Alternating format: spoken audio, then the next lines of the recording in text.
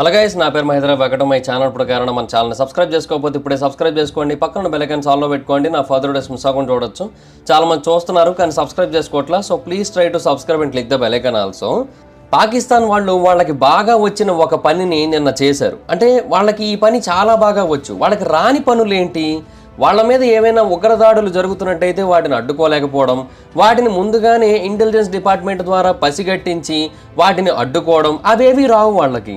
అంతేకాదు, బాలోచిస్తాన్ అనే ఒక ప్రాంతం వల్ల చాలా పెద్ద సమస్య ఉంది, బిఎల్ఏ కారణంగా చాలా పెద్ద ఇబ్బంది ఉంది పాకిస్తాన్కి అని తెలిసి వాటి మీద ఎక్కువ కాన్సన్ట్రేట్ చేయడం, ఇవేవి రావు వాళ్ళకి.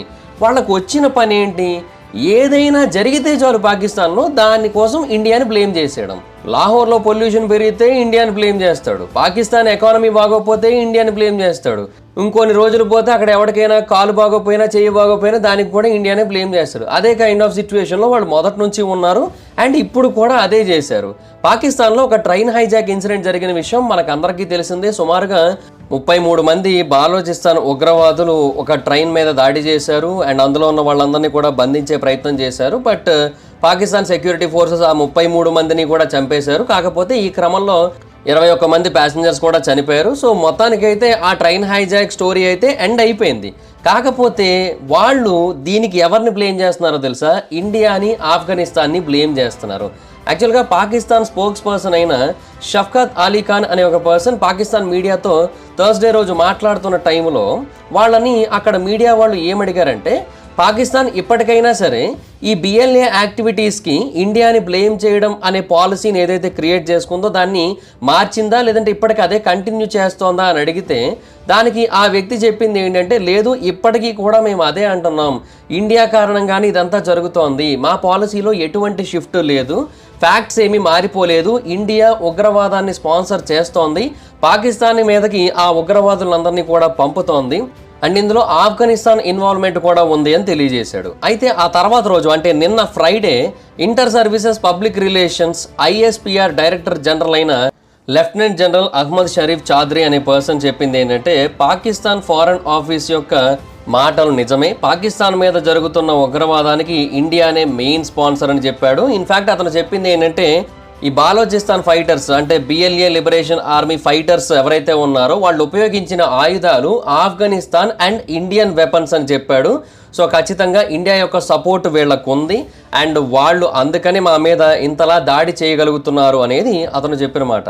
అయితే దానికి ఇండియా యొక్క మినిస్ట్రీ ఆఫ్ ఎక్స్టర్నల్ అఫైర్స్ చాలా ఘాటుగానే స్పందించింది. పాకిస్తాన్ యొక్క బేస్లెస్ ఎలిగేషన్స్ ఏవైతే ఉన్నాయో, అంటే వాళ్ళు ఎప్పుడూ చేసేది అదే, వాళ్ళ దగ్గర ఏవైతే ఎలిగేషన్స్ ఉంటాయో వాటికి ఒక్క ప్రూఫ్ కూడా ఉండదు, బట్ నోటికి వచ్చింది మాట్లాడుతూ ఉంటారు. ఆ పాకీల కోసం మనకు తెలిసిందే కదా. సో అలాంటి బేస్లెస్ ఎలిగేషన్స్ ఏవైతే పాకిస్తాన్ చేసిందో వాటిని మేము రిజెక్ట్ చేస్తున్నాము. ప్రపంచం మొత్తానికి తెలుసు గ్లోబల్ టెర్రరిజం యొక్క ఎపీ సెంటర్ ఏదో, అంటే ప్రపంచం మొత్తం యొక్క ఉగ్రవాదానికి సెంటర్ పాయింట్ ఏదో అందరికీ తెలుసు అని చెప్పి చాలా స్పష్టంగా చెప్పారు. అంటే పాకిస్తానే ఉగ్రవాదాన్ని పెంచి పోషిస్తున్న విషయం మనకందరికీ తెలిసిందే. సో అదే విషయాన్ని ఆయన ఇండైరెక్ట్గా చెప్పారనమాట. మినిస్ట్రీ ఆఫ్ ఎక్స్టర్నల్ అఫైర్స్ యొక్క స్పోక్స్ పర్సన్ అయిన రణ్ధీర్ జైస్వాల్ ఈ మాటలన్నీ కూడా చెప్పింది.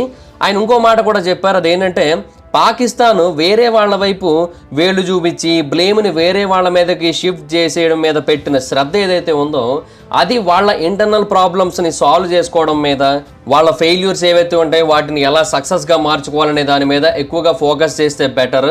లుక్ ఇన్వర్డ్స్ ఇస్లామాబాద్ అని అయితే చెప్పారనమాట. సింపుల్గా చెప్పాలంటే మీది మీరు చూసుకోండి, ఫస్ట్ మీరు మీకున్న ప్రాబ్లమ్స్ని సాల్వ్ చేసుకొని ఆ తర్వాత వేరే వాళ్ళ మీద బ్లేమ్ వేయడం, వేరే వాళ్ళ వైపు వేళ్ళు చూపించడం అవన్నీ చేద్దురు అని అయితే చాలా గట్టిగా మొహం మీద కొట్టినట్టు చెప్పారనమాట. అండ్ ఇన్ఫ్యాక్ట్ ఆ తర్వాత బిఎల్ఏ స్పోక్స్ పర్సన్ అయిన జియాంద్ బాలోచ్ అనే పర్సన్ కూడా దీనికి రియాక్ట్ అయ్యారు.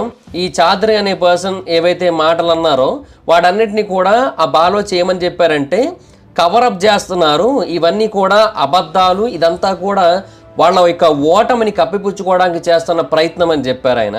అంటే బాలోచ్ అనే వ్యక్తి ఆల్రెడీ మార్చి 11న ఒక స్టేట్మెంట్ ఇచ్చారు. ఆ స్టేట్మెంట్లో అతను చెప్పింది ఏంటంటే 182 మంది ప్యాసింజర్స్ని మేము హాస్టేజెస్గా తీసుకున్నాము అండ్ బాలోచ్ పీపుల్ అందరూ కూడా వాళ్ళ మీద చాలా స్ట్రాంగ్ కమాండ్లో ఉన్నారు. జాఫర్ ఎక్స్ప్రెస్ని మేము ఆపాము అండ్ దాంట్లో సుమారుగా 100 మంది ప్యాసింజర్స్ యాక్టివ్ డ్యూటీ పర్సనల్, అంటే వాళ్ళు పాకిస్తాన్ మిలిటరీకి చెందిన వాళ్ళు, పోలీసులు, ఏటీఎఫ్ యాంటీ టెర్రరిజం ఫోర్స్, అలాగే ఐఎస్ఐ ఇంటర్ సర్వీసెస్ ఇంటెలిజెన్స్ వీళ్ళకి చెందిన వాళ్ళు ఉన్నారు.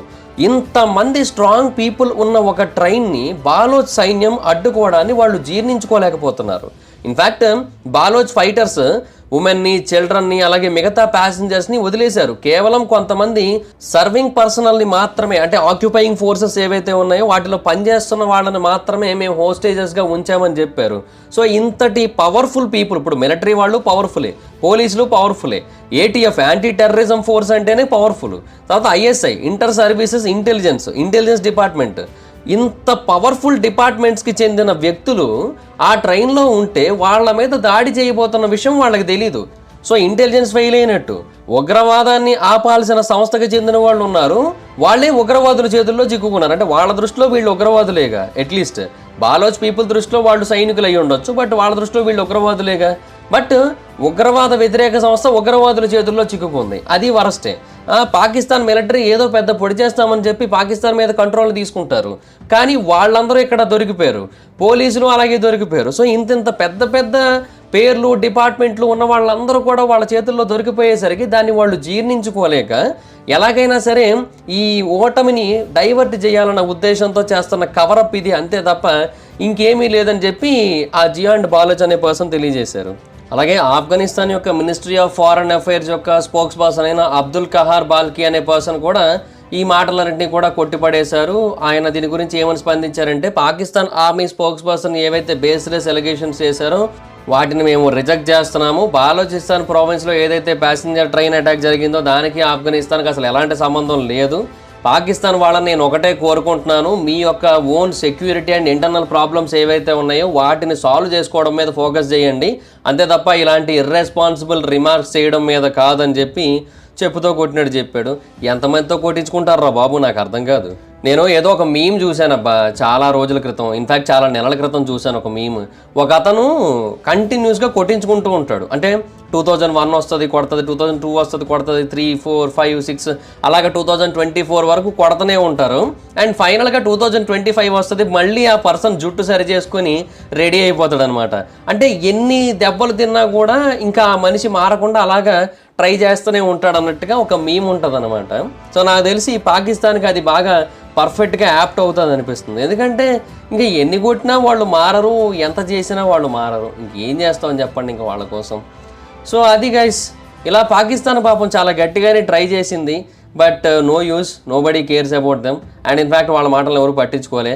అందుకే మన దగ్గర నుంచి కూడా మెయిన్ పర్సన్స్ రియాక్ట్ కాలేదు. మీరు గమనించినట్టయితే మినిస్ట్రీ ఆఫ్ ఎక్స్టర్నల్ అఫైర్స్ తరపున అంటే మామూలుగా మాట్లాడాల్సిందైతే డాక్టర్ జయశంకర్ గారు మాట్లాడాల్సి ఉంటుంది, కాకపోతే ఇప్పుడు ఆయన మాట్లాడలేదు కదా. జస్ట్ ఒక స్పోక్స్ పర్సన్ అయిన రణ్ధీర్ జైస్వాల్ రెస్పాండ్ అయ్యారు. అంటే పాకిస్తాన్ వాళ్ళకి ఈయనే ఎక్కువ. అంటే నేనేదో రణ్ధీర్ జైస్వాల్ని తక్కువ చేసి చెప్పట్లేదు, బట్ జైశంకర్ గారు రెస్పాండ్ అయ్యేంత సీన్ లేదు దీనికోసం అని చెప్పి ఆయన రెస్పాండ్ కాలేదు. అది మరి సిచ్యువేషన్. సో దాట్స్ గైస్, మీరేమనుకుంటున్నారు ఈ సిచ్యువేషన్ మీద? మీ ఒపీనియన్ ఏంటో కింద కామెంట్ సెక్షన్లో చెప్పండి. So that's guys, this the video కనుక మీకు నచ్చినట్టయితే లైక్ చేయండి, వీడియో షేర్ చేయనప్పుడు మన ఛానల్ సబ్స్క్రైబ్ చేసుకోకపోతే ఇప్పుడే సబ్స్క్రైబ్ చేసుకోండి, పక్కన బెల్ ఐకాన్ ఆన్లో పెట్టుకోండి. నా ఫర్దర్ వీడియోస్ మిస్ అవ్వకుండా చూడొచ్చు. చాలా మంది చూస్తున్నారు కానీ సబ్స్క్రైబ్ చేసుకోవట్లా. So please try to subscribe, click the bell icon also. నా ఇన్స్టాగ్రామ్ ఐడి ఎవరస్ మైదర్, ఎక్కడ వచ్చి ఫాలో అవ్వచ్చు. Thank you so much guys, బాగా మీటర్ next video, bye bye. Hi friends, మీరు ఎప్పుడైనా సరే 5,000 రూపాయల ప్రోడక్ట్ 250 రూపాయలకి రావడానికి గమనించారా? లేదు కదా. కానీ అమెజాన్, ఫ్లిప్కార్ట్ లాంటి కంపెనీస్ ఏం చేస్తూ ఉంటాయంటే కొన్ని గోల్డెన్ హవర్స్ టైంలో మెగా డీల్స్ ఇస్తూ ఉంటాయి. ఆ డీల్స్ టైంలో ఒక్కొక్క ప్రోడక్ట్ మీద 90% నుంచి 95% వరకు డిస్కౌంట్ అయితే ఉంటుంది. అయితే ఈ డీల్స్ కోసం మీరు కాన్స్టెంట్గా ఆ యాప్స్ చెక్ చేస్తూ ఉండలేదు కదా, కానీ మీకోసం నేను వాటన్నిటిని కూడా కాన్స్టెంట్గా చెక్ చేస్తూ ఉంటాను. అండ్ దాంట్లో ఎప్పుడు ఏ డీల్ పెట్టినా కూడా ఇమీడియట్గా మీకు ఆ ప్రోడక్ట్ని అయితే షేర్ చేస్తాను. మీరు ఇమీడియట్గా ప్రోడక్ట్ని పర్చేస్ చేయొచ్చు దాని నుంచే. అండ్ అంతేకాదు కొన్ని ఎక్స్ట్రాడినరీ ప్రొడక్ట్స్ ఉంటాయి, వాటిని మీరు బయట ఎక్కడ కూడా చూడరు. వాటి గురించి కూడా నేను మీకు షేర్ చేస్తాను. మీరు సింపుల్గా చేయాల్సింది ఒకటే, కింద డిస్క్రిప్షన్లో మన టెలిగ్రామ్ ఛానల్ లింక్, మన వాట్సాప్ ఛానల్ లింక్, మన ఇన్స్టా బ్రాడ్కాస్ట్ ఛానల్ లింక్ ఉంటాయి. వీటిలో మీరు ఏ యాప్ ఎక్కువగా వాడతారో ఆ యాప్కి సంబంధించిన లింక్ మీద క్లిక్ చేసి ఆ యాప్లో ఉన్న మన ఛానల్ని ఫాలో అవ్వండి. దాంట్లో రెగ్యులర్గా చాలా ప్రొడక్ట్స్ అయితే మీకు అప్డేట్ అవుతూ ఉంటాయి. అండ్ ఆ ప్రొడక్ట్స్లో మీకు ఏది నచ్చినట్టయితే దాన్ని మీరు కొనుగోలు చేయొచ్చు వెంటనే. సో డిస్క్రిప్షన్లో లింక్స్ ఉన్నాయి, వెంటనే ఫాలో అవ్వండి.